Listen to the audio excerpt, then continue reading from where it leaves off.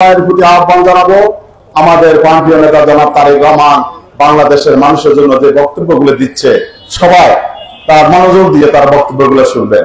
বর্তমানে তার থেকে সরব বক্তব্য বাংলাদেশের জন্য আর কেউ দিচ্ছে না। শুধু বাংলাদেশের দিক নির্দেশনার জন্য তারেক রহমান এখন যে ভূমিকা রাখছে এটার উপরে আর কেউ ভূমিকা রাখার মতো যোগ্য ব্যক্তি আছে বলে আমি মনে করি না। শুধু ছাত্র ভাইরা আন্দোলন করেছে, আমরা তাদেরকে সম্মান জানিয়েছি, তাদের আন্দোলনের পাশে রয়েছিলাম, তাদের সাথে রয়েছিলাম।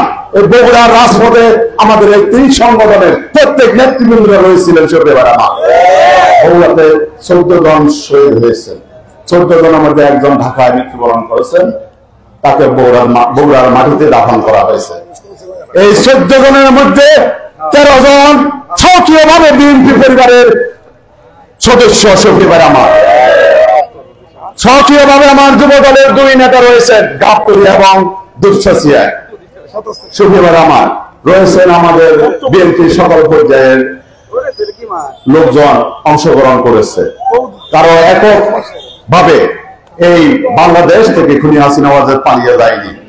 ছাত্র জনতার বিএনপির সকল দলকে যেদিন 6 জন সমন্বয়ক গ্রেফতার হয়ে ডিবি হারুনের বাদর হোটেলে খাওয়ানো হচ্ছিল, সেদিন একজন সমন্বয়ক আমি যে ভিডিওটি দেখে আমিও অনুপ্রাণিত হয়েছি, আপনারা অনুপ্রাণিত হয়েছেন। একটি ছেলে আমাদের ছাত্র ভাই একটি তালাবদ্ধ ঘরের থেকে আহ্বান জানাচ্ছে যে আপনারা কেউ বিশ্বাস করবেন না, এই আন্দোলন স্থগিত করা হচ্ছে না, স্থগিত করা হলো 6 জন সমন্বয়ক আমরা মেনে নিব না, বাংলাদেশের জনগণ, বাংলাদেশের সাধারণ জনতা মেনে নিবে না। ছাত্র জনতা আপনারা সবাই এগিয়ে আসুন, সকল বিএনপি জামাত যত সংগঠন আছে সবাইকে নিয়ে আহ্বান জানাচ্ছে সেদিন।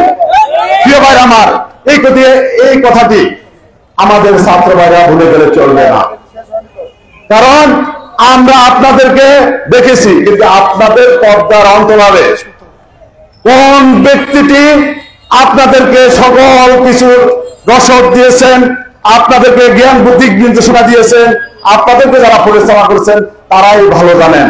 তাদের থেকে শুনবেন, তারপরে মন্তব্য করবেন। এটুকু আমরা আহ্বান জানাবো। আপনাদের প্রতি আমাদের সম্মান শ্রদ্ধা বোধ থাকবে।